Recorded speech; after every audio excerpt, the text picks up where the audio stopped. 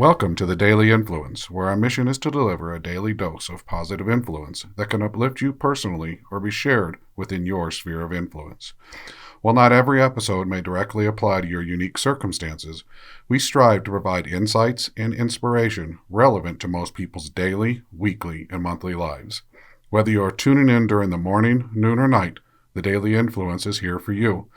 Listen, share, and embrace the power of influence in your life. Hey everybody, Brian Smith here with the I in Teen series and the Daily Influence. And today we're going to talk about what it is or what we believe is a leader. Who is a leader? And following up to yesterday's discussion about individual responsibility and what it means to be responsible as an individual, self-individual, or if we find ourselves in an area of influence where there's a group of us moving in the same direction, that group is individual. What is that group's responsibility as an individual group of people? Leadership to us means that all of us can be leaders. And to define that, I mean, if you have influence over somebody else, you are leading them. And that influence can be good and bad. It could be a positive influence or a negative influence. You could be a good leader or a bad leader. I'm not going to define good leadership and bad leadership per se in the understanding of what we lead for, but how you define leadership and the responsibility that it has. One of the best examples that I have of leadership is in our organization, where we have a team member who is responsible for warehouses and for the inventory and the production of that inventory within their area of influence in that warehouse. And there was a conflict between the office staff and the warehouse staff. And it eventually got to a point where one person was saying to the other, I'm not your boss, you're not my boss, I don't have to answer to you. And it was all over different areas of influence that each of them have. And what was missing was a clear understanding of what their roles were and how to clearly define those roles. And that's where structure comes in. And as leaders, we have a responsibility to create that structure because it creates expectation, it creates understanding, it creates levels of communication that can be clearly defined so that the work can still get done. And I, as the owner of the company and the leader of the company, had not done the best job of setting these individuals up for success. So I went out into the warehouse and had a meeting with the office staff and with the warehouse staff. And included in that meeting were warehouse employees and office employees from different parts of our company.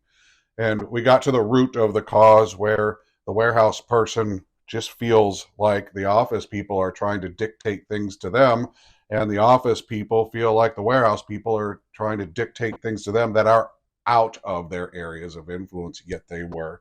And the best definition I have is that to the warehouse person, I said, I own the company, but when I am here in your area of influence, when I am here in this warehouse, talking to you, being around you, working with you in this warehouse, I defer to you as the leader. You know the rules that you've set for this area of influence, this warehouse. You know where the safe passages are. You know what needs to be done. You know how inventory is to be ordered. You know what inventory is to be ordered. You know how it's used, where it goes, what sequences it's put together in, what these products do. You know all of this. The office staff supports you, but they have their own set of rules.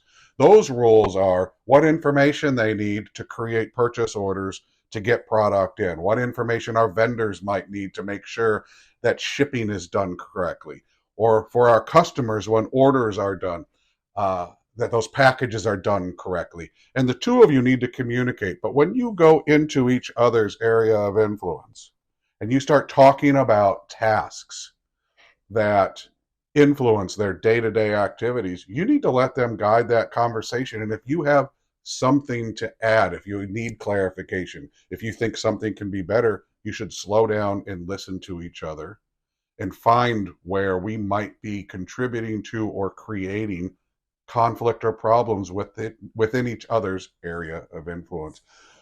But I said to the warehouse manager, don't ever believe that when you are in this area of influence, this warehouse, that you're not the leader over me, over everybody.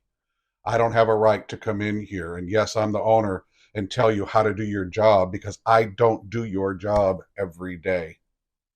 My understanding of this person's job is at a very high level, and it's not at a high level where I can start telling people what they should or should not be doing in the context of their day-to-day tasks and the understanding of those tasks. A leader is somebody who has that understanding. I don't care if you're a ditch digger and you know the proper way to start a hole, dig a hole, shore up a hole, and keep everybody safe. If somebody jumps down into your hole, like myself, and they do something wrong, they could put everybody at risk. They could put people at risk. They could put a job at risk. They could put themselves at risk. I would defer in that hole to the ditch digger who understood exactly what was happening. And these analogies might be extreme, but they simplify the understanding of when you are a leader and when you should be respected as a leader. You should also be respected as a subordinate, understanding the ignorance that you might bring into an environment. Not arrogance, but ignorance. And oftentimes ignorance turns into arrogance when we are leaders, or we think we're the leaders, like the owners of a company or something. We walk into a warehouse and say, I own this place, I can do what I want to do. You are creating liability when you do that. Defer to the experts. Wear your ignorance openly. Fill that gap of ignorance with understanding by listening to the people you've trusted to lead that area of influence, that warehouse or that hole or that job.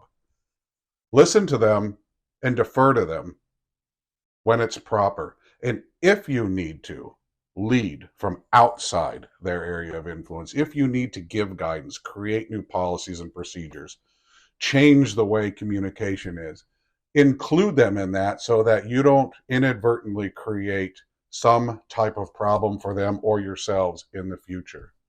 That's teamwork. That's leadership, and do it in a positive way. Finally, when you must correct people and make changes or point out and hold people accountable, do it with respect. Do it without judgment. Be factual, be smart, specific. If there's measurements involved, give them.